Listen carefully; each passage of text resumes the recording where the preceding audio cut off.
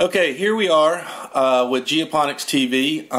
We're on the phone with Superintendent Robbie Henderson of Maggie Valley Club and Resort in Maggie Valley, North Carolina. How you doing up there, Robbie? Hey, what's happening? You doing okay? Yeah, I'm doing fantastic.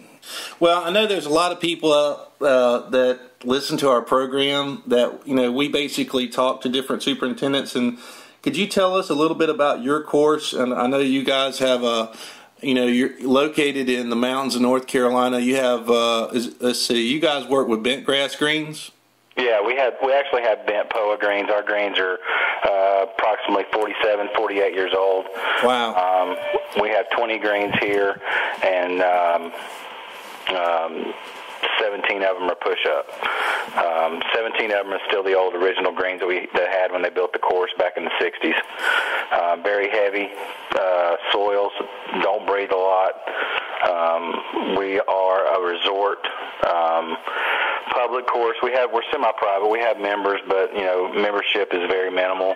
We rely mostly on resort play and public pay, so it's hard for us to go out and say mechanically open up the greens in the summertime. It's hard to solid tine. It's hard to aerify them in the summertime. So Agriox and Pentair are a huge staple into our program.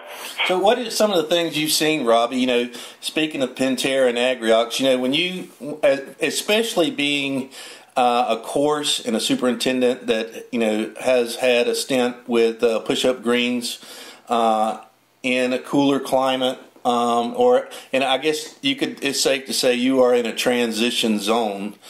Being in North Carolina, what are some of the things that you've noticed by using, the movement of water through Pentair and the release of dissolved oxygen into the soil profile by the secondary to Agriox? I mean, can you explain to some of the listeners of, what maybe other superintendents or landscape managers, what they would expect to see in soil profiles? And I know you can relate it to turf, but maybe share some of those things with, thinking back a couple of years, what you have seen using the Pentair and the Agriox.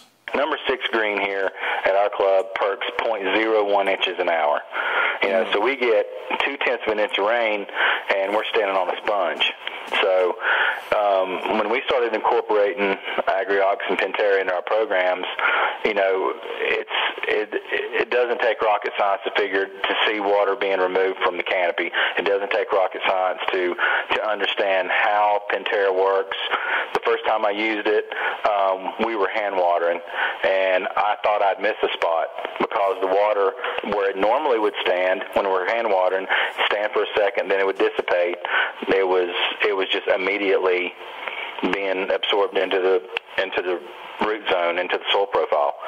And if you can, one of the things that we try to do if we have the opportunity is to mechanically run a spike or run a solid tine aerification before we put Pentair Agriox out, and you can definitely see the effects that you get from the Agriox. It's creating the oxygen within the root zone that you need. When you can't open it up mechanically, that's the cool thing about these products is you don't have to open it up mechanically for it to work.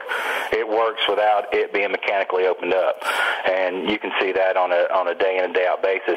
If we know we're going to have a heavy rain, we try to get out at least 24 hours before the rain gets here, put the Agriox Pentair out, and just let it do its thing.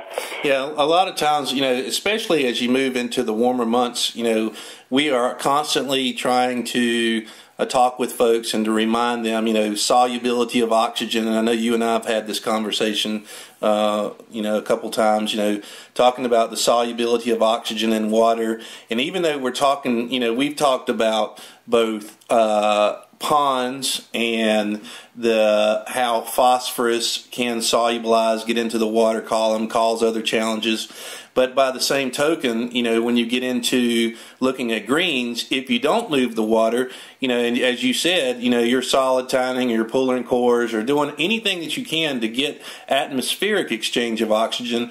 Whereas if you use water as a means by which to carry oxygen into those areas that typically do not receive water that well, then with that you're carrying something like the Agriox, which its release of oxygen is based on pH and temperature. If you end up with, all your soil microbes are moving towards, they rely on oxygen through cellular respiration for sustainability. They have to have oxygen like we do. And then, if you don't have that, then you end up with more carbon dioxide, and that can lead to a whole plethora of problems like precipitated metals, which lead to black layer and that type of thing. And that's really even more prominent when you get into quote-unquote push-up greens that don't perk water as well. I believe 110% that if we wasn't using Agriox and Pintera together, that we would have issues that we wouldn't want to have to tackle because of the chemical makeup of the soil makeup of our greens. I mean, it's just they're horrific, And if we wasn't using that as a tool, we'd be stuck behind the 8-ball. Right. Now, you also use a product called Carbatine. Tell me about that a little bit. I know that that's one of our natural fertility products. Tell me a little bit about what you use that for and some of the results you have from that. Yeah, one of the reasons we use Carbatine is because we are a mountain golf course. We are inundated with POA. We have a lot of it. We have it in the rough. We have it in the fairways. We have it on the greens. We have it on the tees. And this time of year, it starts to check out. So, when it gets 85, 86, 87, 88 degrees, we were looking for a product that we could put out that would help give, if you can't beat it, grow it mentality. I can't get rid of the POA that we have, because if we did, we would have a ton of bare spots. So we're kind of stuck in a corner here to where we have to grow POA. We have to keep it alive. We have to give it a nutrient source. And the carbohydrates and Carbatine makes those nutrients ready available for POA, and it does help it survive through the summer months.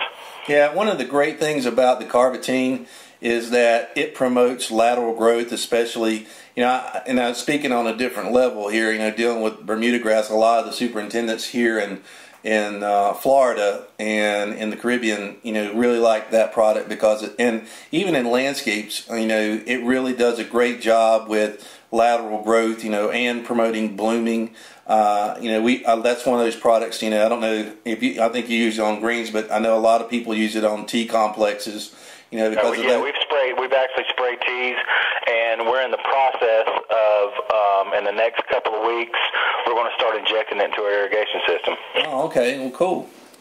Well, Robbie, we really appreciate you taking the time to speak with us. I know it's always a pleasure to talk to you, and we've talked about so many things over the years. Everything from ponds and to algae control and dissolved oxygen, and it's always nice to work with someone up in the mountains, North Carolina, and we appreciate everything you sharing your time with us. Hey, I appreciate the opportunity. Okay, you take care now. All right, bro. Thanks. Bye-bye.